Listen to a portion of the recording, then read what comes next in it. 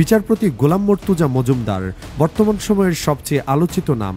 তিনি এমন একজন সাহসী বিচারক যিনি আইনের শাসন প্রতিষ্ঠায় নিজের জীবনের সর্বোচ্চ ঝুঁকি নিয়ে সাবেক প্রধানমন্ত্রী শেখ হাসিনার মৃত্যুদণ্ডের রায় ঘোষণা করেছেন। আন্তর্জাতিক অপরাধ ট্রাইব্যুনালের ইজলাসে বসে তিনি এই ঐতিহাসিক রায় দিচ্ছিলেন, তখন তার সামনে ছিল কেবল ন্যায় বিচার আর পেছনে ছিল কোটি মানুষের প্রত্যাশা। পিনপতর নীরবতার মধ্যেই তার গম্ভীর কণ্ঠে ঘোষিত এই রায় শুধুমাত্র একটি আইনি সিদ্ধান্ত ছিল না, বরং এটি বাংলাদেশের রাজনৈতিক ইতিহাসে একটি নতুন অধ্যায়ের সূচনা করেছে। স্বাধীন বাংলাদেশে এই প্রথমবারের মতো দেশের সর্বোচ্চ ক্ষমতাধর ব্যক্তির বিচার সম্পন্ন হলো, এবং তা হলো এমন একজনের হাতে যাকে বিগত সরকার বছরের পর বছর কোণঠাসা করে রেখেছিল। কিভাবে তিনি সব ধরনের রাজনৈতিক চাপ ও আন্তর্জাতিক হুমকি উপেক্ষা করে এই রায় দিলেন এবং বিচার প্রক্রিয়ায় প্রসিকিউশন টিম কিভাবে তাকে সহায়তা করল, তার প্রতিটি ধাপ আজ আমরা বিস্তারিত জানব আমাদের এই পর্বে। বিচারপতি গোলাম মজুমদারের জন্ম 1960 সালের 15 জানুয়ারি ফেনী জেলার ফুলগাজী উপজেলার আনন্দপুর ইউনিয়নের হাসানপুর মজুমদার বাড়িতে। তবে তার আসল পরিচয় কেবল তার জন্মস্থানে নয়, বরং তার 36 বছরের আপসহীন কর্মজীবনে। তিনি 1982 সালে বিসিএস বিচার ক্যাডারে যোগ দেন। তার সহকর্মীরা তাকে চেনেন বিচার বিভাগের এক নিঃসঙ্গ শের হিসেবে। তিনি এমন একজন বিচারক ছিলেন যার ইজলাসে দাঁড়িয়ে বড় বড় অপরাধী বা রাজনৈতিক নেতারাও চোখের দিকে তাকানোর সাহস পেত না। তার সাহসিকতার সবচেয়ে বড় প্রমাণ হলো বিগত সরকারের আমল। আমরা জানি গত 15 বছরে বিচার বিভাগকে কিভাবে রাজনৈতিক প্রভাবে কুক্ষিগত করা হয়েছিল, কিন্তু গোলাম মর্তুজা ছিলেন একেবারে ব্যতিক্রম। তিনি তার দীর্ঘ কর্মজীবনে কখনোই কোনো এমপি বা মন্ত্রীর প্রভাবশালী নেতার তদবির শোনেননি। শোনা যায় বহুবার তার কাছে উপরমহল থেকে ফোন এসেছিল বিশেষ বিশেষ মামলার রায় পরিবর্তন করার জন্য, কিন্তু তিনি স্পষ্ট জানিয়ে দিতেন, আমার কলম আল্লাহ ছাড়া আর কেউ ভয় পায় না। এই সততার জন্য তাকে কম মূল্য দিতে হয়নি। মেধা এবং জ্যেষ্ঠতা থাকা সত্ত্বেও বিগত সরকার তাকে উচ্চ আদালতের বিচারক বা হাইকোর্টের বিচারপতি হিসেবে নিয়োগ দেয়নি। তাকে বারবার পদোন্নতি বঞ্চিত করা হয়েছে এবং অন্যায়ভাবে প্রত্যন্ত অঞ্চলে বদলি করা হয়েছে শুধুমাত্র তাদের অন্যায়ের সাথে আপোষ করেননি বলে।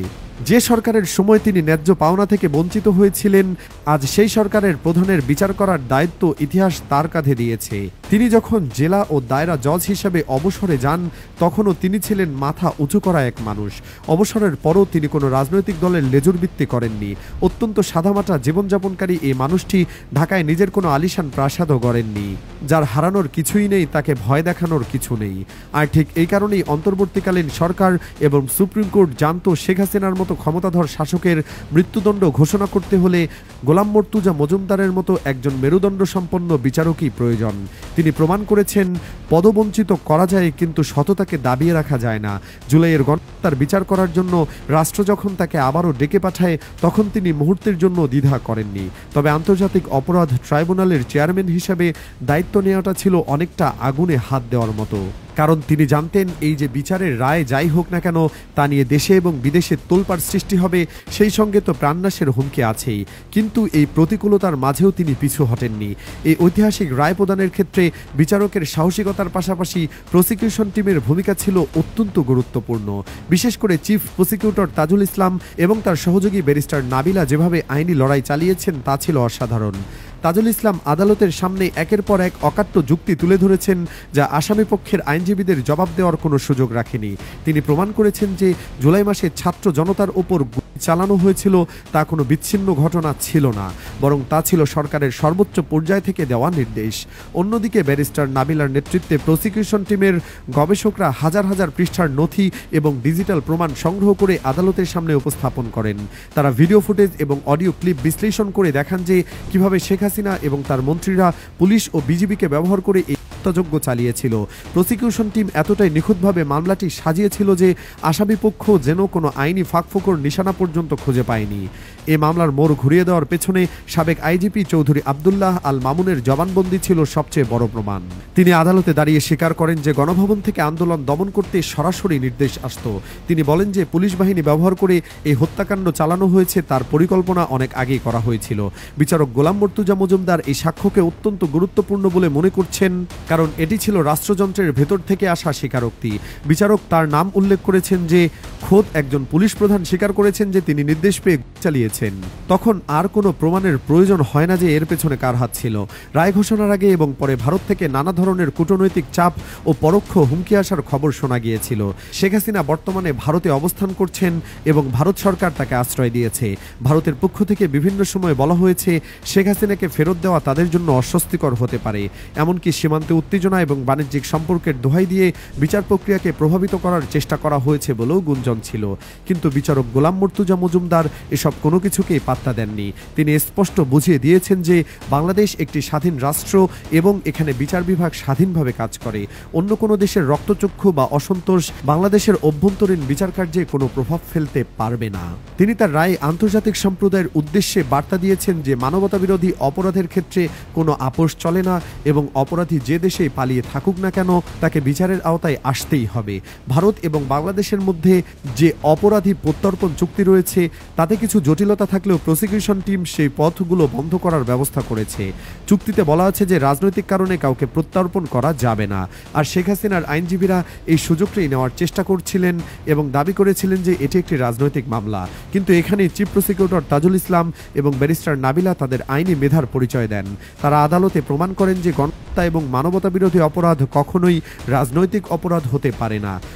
লুণ্ঠন এবং অগ্নিসংযোগ ফৌজদারি অপরাধ এবং আন্তর্জাতিক আইনে এর বিচার হওয়া বাধ্যতামূলক। গোলাম মর্তুজা মজুমদার প্রসিকিউশনের এই ব্যর্থতার সাথে এবং রায়ে উল্লেখ করেন যে এটি কোনো রাজনৈতিক প্রতিহিংসা নয়, বরং এটি হাজার হাজার মানুষের হত্যার বিচার। ফলে ভারতের জন্য এখন শেখ হাসিনাকে রাজনৈতিক আশ্রয়ের দোহাই দিয়ে আটকে রাখা কঠিন হয়ে পড়বে। বিচারপতি গোলাম মর্তুজা মজুমদারের এই রায়ের পর তার নিরাপত্তা নিয়ে সর্বোচ্চ সতর্কতা জারি করা হয়েছে, কারণ তিনি এমন একটি রায় দিয়েছেন যা দেশের অনেক প্রভাবশালী গোষ্ঠীর স্বার্থে আঘাত করেছে।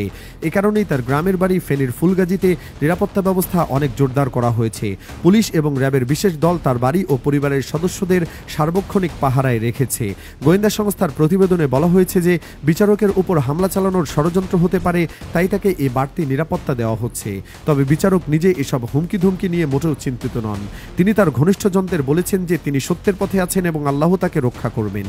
তিনি বিশ্বাস করেন যে বিচারকের কলম যদি ভয়ে থেমে যায় তবে দেশে আর কখনোই ন্যায় বিচার প্রতিষ্ঠিত হবে না।